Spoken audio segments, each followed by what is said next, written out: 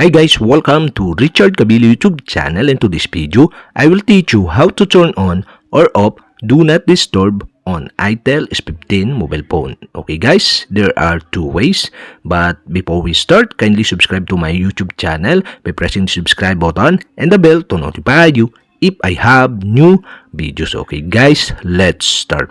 So okay guys, the first one is, go to setting in your itel S15 mobile phone.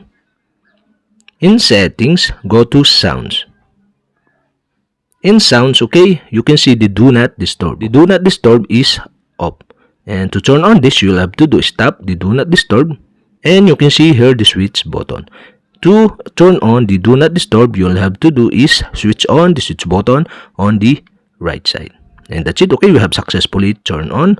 And you can see on the notification bar the do not disturb icon.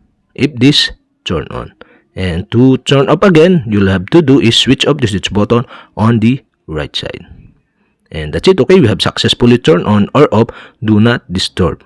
And okay, the second one, settings to turn on or off the do not disturb. Okay, you can slide from top to bottom and slide to the left to see the do not disturb icon. Okay, you can turn on the do not disturb by tap the do not disturb icon, and you can see the icon on the notification bar if this do not disturb is on. And to turn off again the do not disturb, you'll have to do is tap the do not disturb icon to turn off. And that's it. Okay, we have successfully turned on or off do not disturb on itel S15 mobile phone.